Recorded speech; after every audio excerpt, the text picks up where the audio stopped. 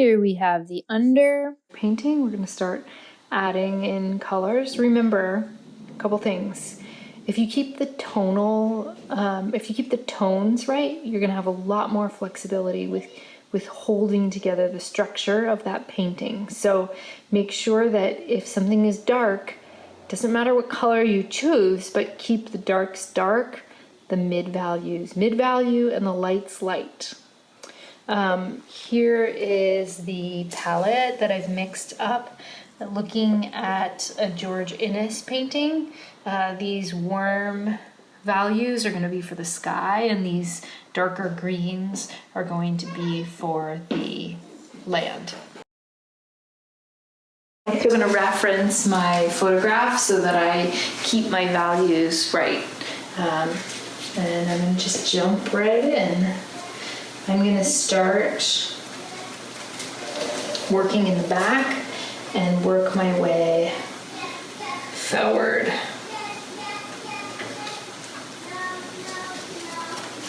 It's going to be strange. It's going to be a strange one. Let me show you. I'm going to zoom you in here so that you can see what scumbling is when you're just, well, maybe I'll do it in another place, but I'm just going over this area and retaining some of that underpainting. I'm just sort of skimming the surface and starting to add in that color. It could change as I go, but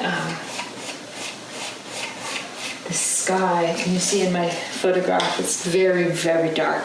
So I'm going to try to keep that. It's a little weird going in with the real dark golden colors, but I think it's going to work out.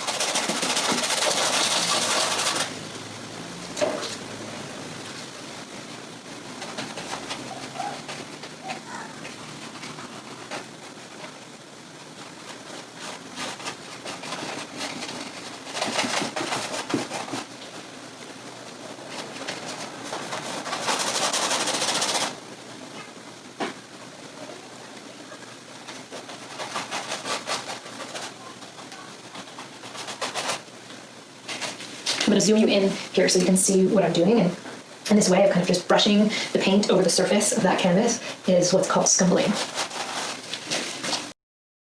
So here we are at the close-up. You can see my underpainting. You can see as you're painting, just letting some of that underpainting show through.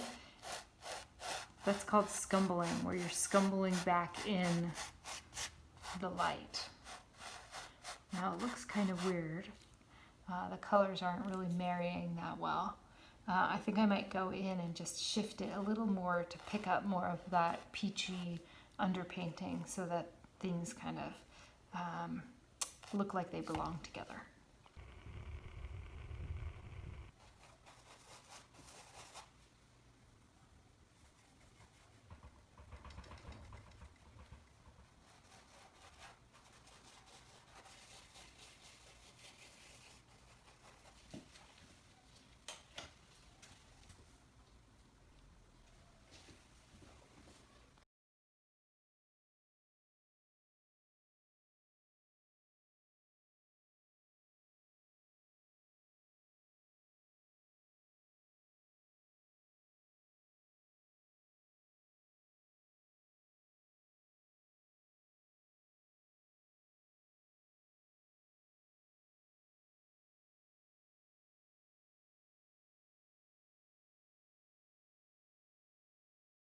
Remember, when you're adding in the color, the things that are farther away are going to have more of the atmosphere in them, So they're gonna be lighter. So try to emphasize that sense of space through by making the contrast in the distance less, and then the contrast in the foreground more.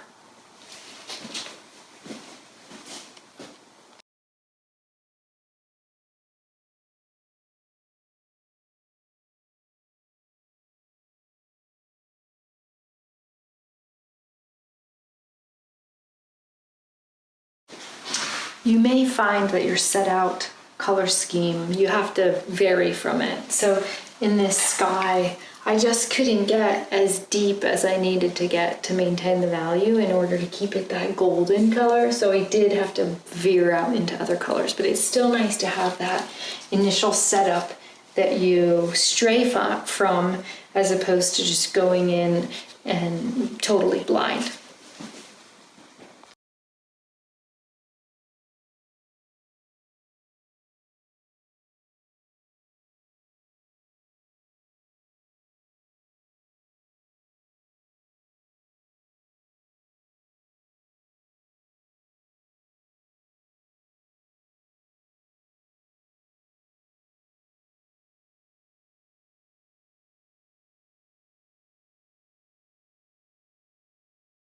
Sorry, my acrylic painting, you can't make use of this rag, but like all these colors in here are starting to feel a little disjointed to me, and I just want to pull them together. So I'm going to give everything a rub, and it brings it back to that underpainting a little bit, and also just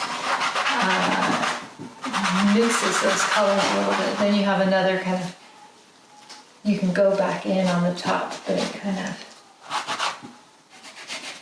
gives it a sort of overall blend.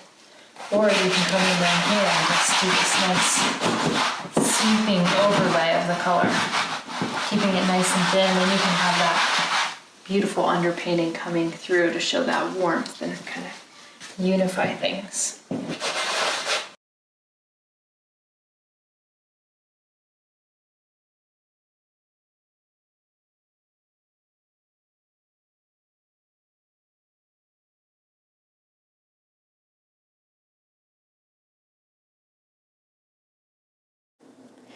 So I am trying to make this have a real golden light feeling. So I'm going in to these trees with real saturated yellow to represent the light, to see if I can pull that off.